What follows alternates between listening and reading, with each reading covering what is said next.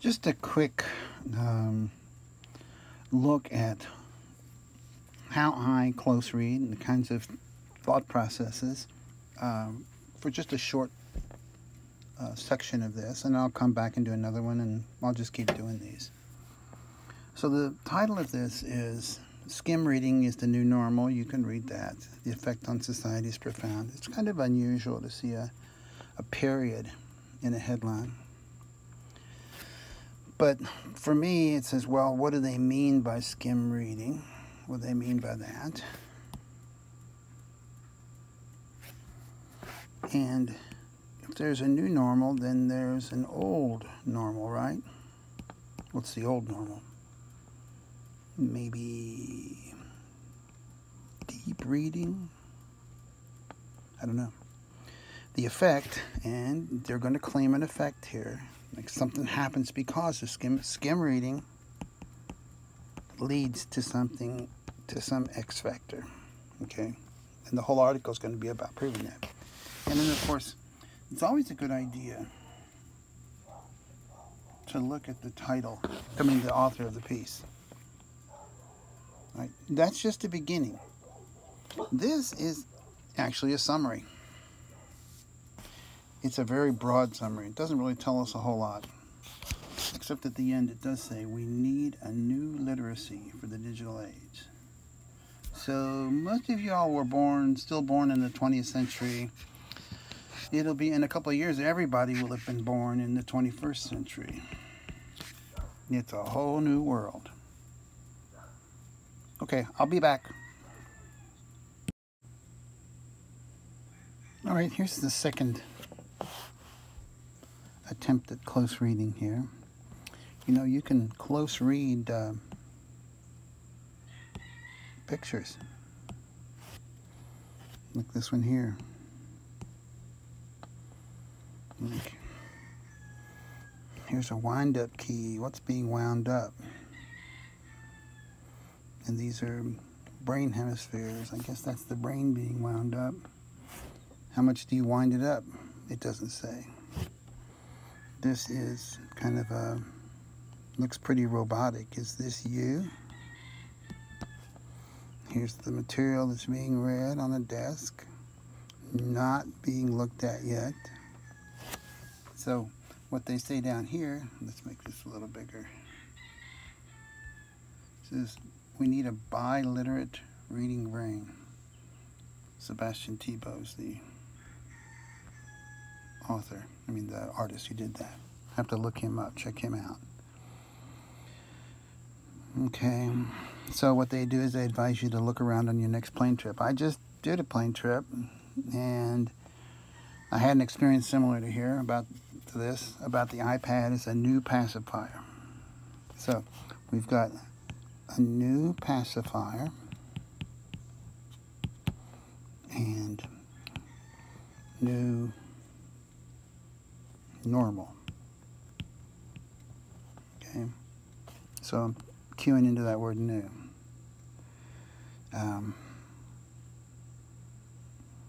The author starts with a story, then tells about younger age school children, and if you have nieces and nephews, if you remember what it's like, or brothers and sisters who are younger, they read stuff on smartphones all the time.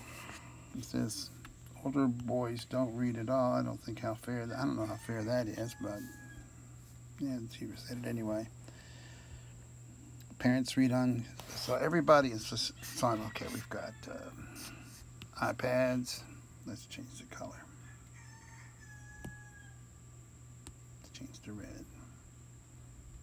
And let's change this to this. Okay. So we've got iPads, smartphones, video games, Kindles, email, news feeds. I suspect that is the new normal. And they say that in order, this is the sentence they're leading to right here. Unbeknownst to most of us, an invisible game-changing transformation links everyone in this picture. So these are all linked together.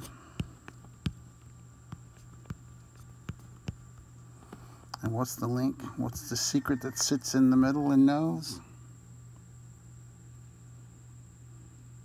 What is it? It's the neuronal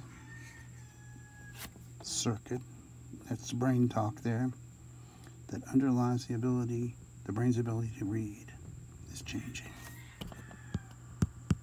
Skim. And it has implications, so it's repeating the title of the thing again. And what are the implications? It has consequences. From pre-reading toddler to expert adult. So this isn't just picking on kids. It's not just picking on millennials. It's not just an old man on the porch shouting, screaming, get off my virtual lawn, okay? Back to you in a few minutes. Okay, in the next paragraph, we get this idea here as work in neuroscience indicates. Okay, that means that's they say, just like our textbook talks about. They say. This is what they say. What the experts say is that when we learned to read, when we created alphabets, we needed to create a new circuit in our brains. And this happened about 6,000 years ago. Now, you know, I'm not sure if that's true or not, because it's what the experts say, but I'm just going to let that go for the moment. And in a close read, sometimes that's what you got to do. You just got to mark it and say, come back to it.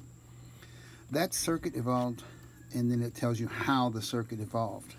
You know, it didn't just start out with fancy reading like this. It started out with something very simple, like numbers, you know, how many goats you have.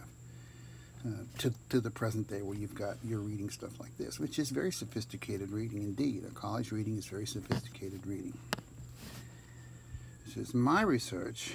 So I think what that means is that this author has done research, him or herself. I can't remember the author, whether this author's male or female, it doesn't matter.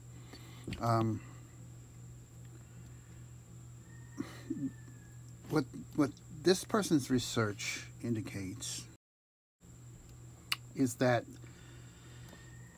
what has evolved from the reading brain are some pretty important processes. And he calls them intellectual. That means like reasoning. And affective. That means, if you don't know what these mean, you need to look them up. Affective is emotion. Okay? So it goes through a list of items that are intellectual first, you know, analogical reasoning and inference. And then you have, we'll just mark these as red, emotional things like perspective taking and empathy. In other words, standing in somebody else's shoes or just standing in a different perspective. And internalized knowledge is just stuff that you know. It's the stuff that you know from experience. And then back to the intellectual processes. You've got critical analysis and insight. So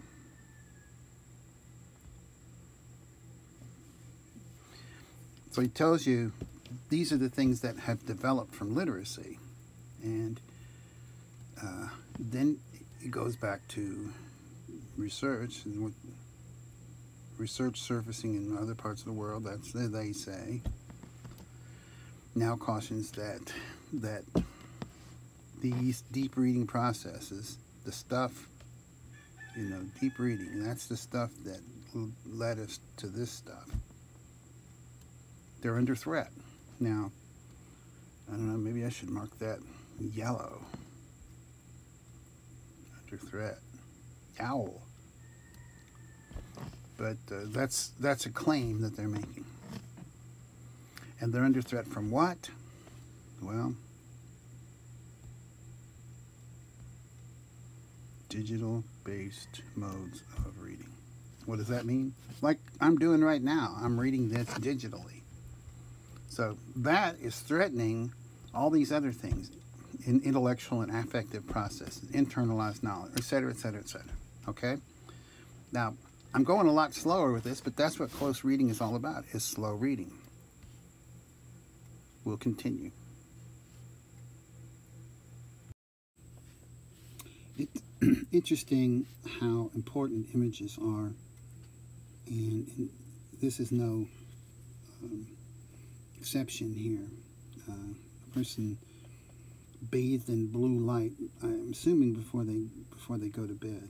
And the caption says, there's an old rule in neuroscience that does not alter with age. Use it or lose it. Okay, so that's a classic example of, they say, you know, what do they say? Well, the old folks have always said, use it or lose it. Whether that's true or not, I don't know.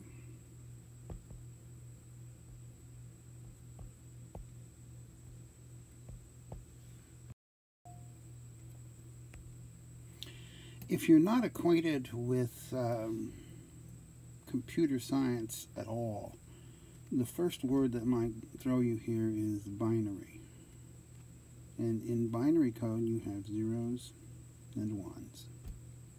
And everything is expressed through zeros and ones because transistors have on and off. So that's why quantum computing is becoming so big right now, is because there's more than one state. There's more than two states. But anyway, the author says this is not a simple binary issue. So the 0 here would be print, and the 1 would be digital. All right, so it's not just a simple matter of print versus digital reading. And it's not just a simple matter of an innovation, a new technical innovation. Another, they say here, he calls on the expert Sherry Turkle, who says, which I think is a very wise thing on first impression, we don't make mistakes, we don't err when we innovate, but rather, and that's the key word right there, but when we ignore what we disrupt or diminish while innovating. So this is the kind of thing I like to put in my own words. And you should too. When you know, you've got a pretty good idea. This is a fairly smart thing to say. It's not the innovation that causes the problems. It is the consequences of the innovation. What happens? And you know, this whole article is about what the consequences are to innovation.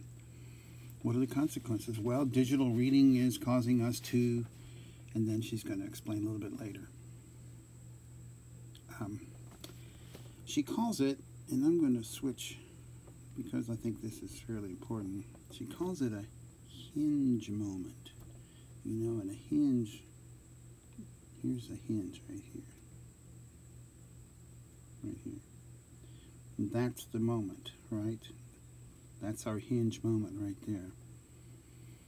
And print is on this side, and digital is on this side. This is what close reading is about. It's kind of imagining things forth, maybe drawing a picture if it helps.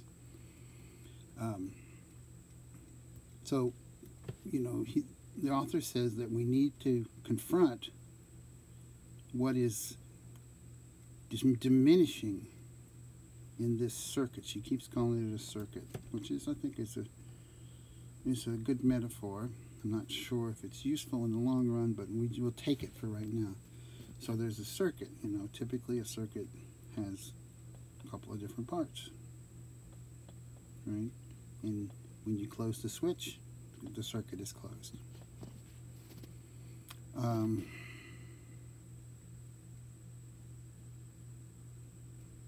Just to pause here to think about what's, and I'm kind of reading this as I go, what our children and older students are not developing. You know, we need to think about, if you're a digital reader, what are you not developing? And the same is true of analog. If analog is as well, then what are we losing by not developing digital? So the angry old guy on the porch screaming and yelling about the digital culture, Well, what's he missing? Just like the millennials on the other side yelling at the old man, saying, "Well, look what you know," and what are the millennials missing? So here's a we right here. Starts just what do we know about the research? One thing is that, and if I can switch here to green again.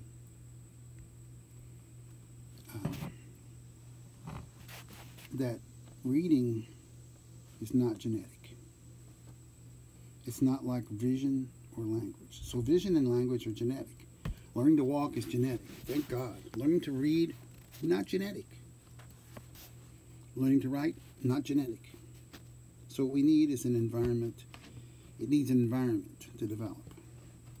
And we pass it on socially. It's like memes. It's a cultural thing. Then it says it. Something you got to go back and see what it's referring to. What does it mean by it? Well, it's the reading circuit. The reading circuit will adapt to the environment, and whatever that means. Different writing systems, mediums, and here's his argument here. If the dominant medium in the culture is fast and multitask oriented and well suited for information like digital stuff is, so will the reading circuit. So you have one dominant medium creates the circuit. That's the argument here. And once again you get another they say right here, UCLA psychologist, right? So it flips back and forth between I say and they say. So, you know, you can use these templates as a way to analyze or break down the reading.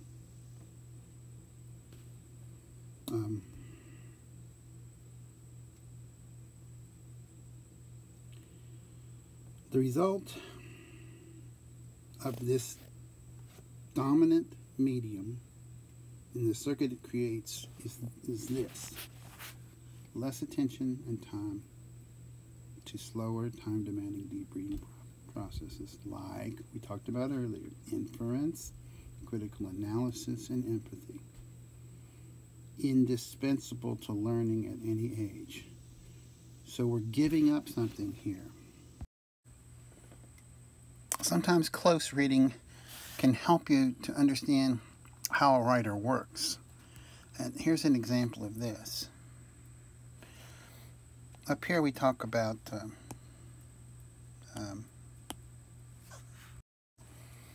what they say, what this psychologist says about how less attention and time will be given to slow, deep reading processes.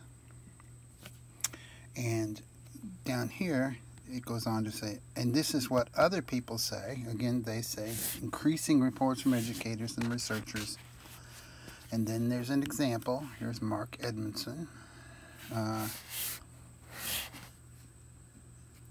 We should be, what he says is we should be less concerned with students' cognitive impatience than by what may underlie it. And again, that is kind of what the original thesis was. And so I'm kind of going back and thinking about what they're trying to prove here and how this is organized. So if you use the they say, I say template, then it's easier to see sometimes.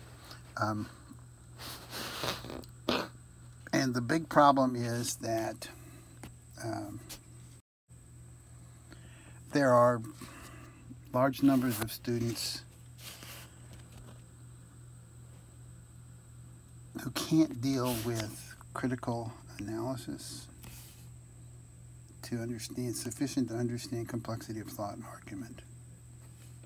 In other words, can't do college reading, which is just shorthand for saying complex reading. But it's not just you know, literature in science in college, but it's also wills, contracts, public referendum questions in the voting booth. You know, this is not just this is a global problem. Just to remind you, this is how this article is organized. You know, here's a they say right here.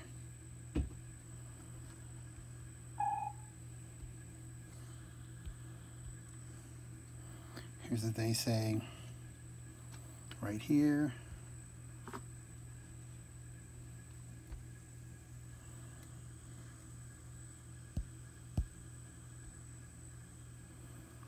And let's just continue.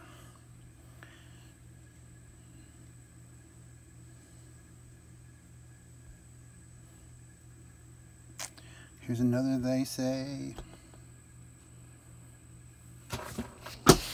This time they're talking about reading comprehension,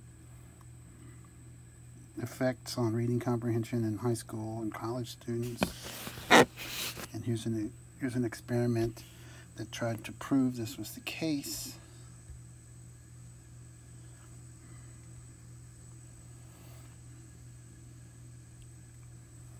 Here's another expert here talking. And this is where the title for the article comes. Is this so Lou, and I would recommend looking up her or him in the see what kinds of articles. You know, I go to Google Scholar to do this. There are other places to go, but I go there. Look her up. That's part of close reading. Slow down enough. You say, well, who's Ziming Liu? If she's at San Jose State, I can look her up. And she's done a series of studies. This is kind of a life work for this person. Gives them a little more credibility. Indicate that the new norm, and norm, if you haven't taken a statistics course, is this thing right here. It's the average, right? You're skimming. Most people skim. Looking for words and browsing through the text for reasons. It's really cool. They've even got this F or Z pattern. I'm not sure what that is. I'd have to look through the original research, and I might do that when reading. I can understand the Z pattern. You know, you start here and then you go down like that. You're skimming stuff. But these are all examples of they say. Okay?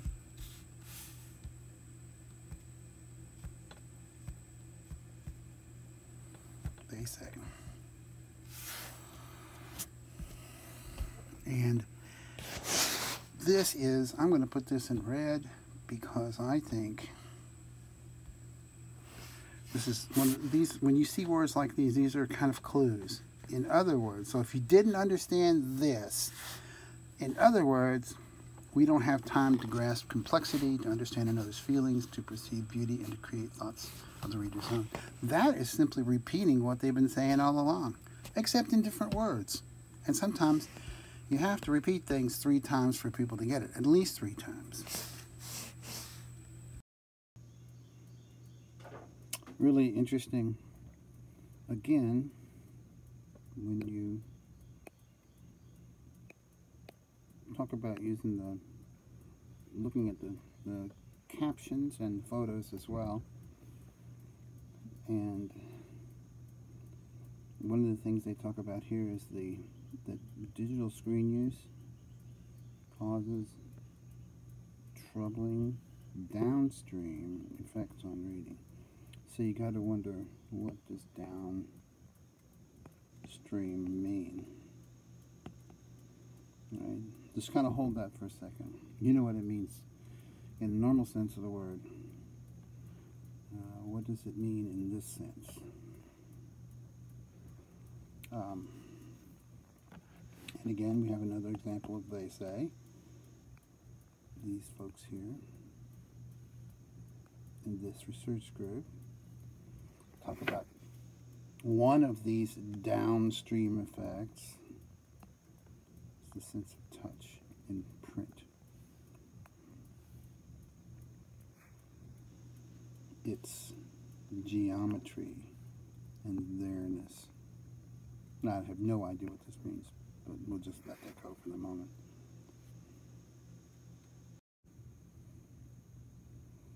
Okay, now these researchers, the head researcher is Piper, says first that human beings need a knowledge of where they are in time and space. It allows them to return to things and learn from readings. I'm reading these out loud because that helps me. What he calls the technology of recurrence.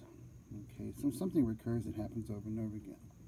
So we need that technology, that brain technology, in order to remember and read better. I'm not sure why do we need this?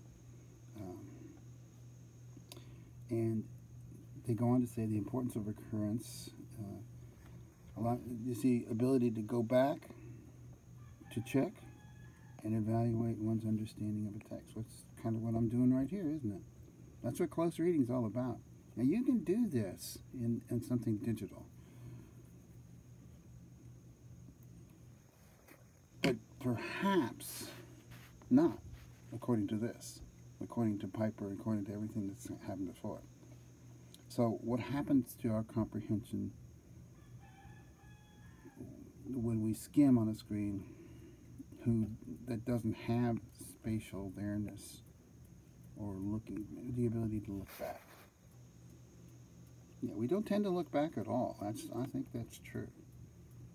So that's the big question. And of course, they're good writers. This is a good writer, so they're going to answer the question here, right?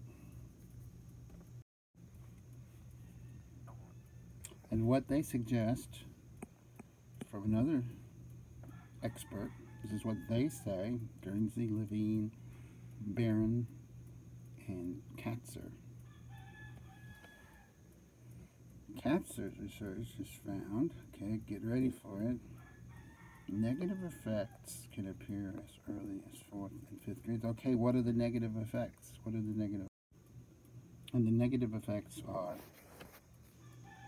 negative implications for comprehension and on the growth of empathy. We're not critiquing this. We're not saying whether this research is good or bad. All we're saying is this is what they say. And this is how the author is organizing their argument.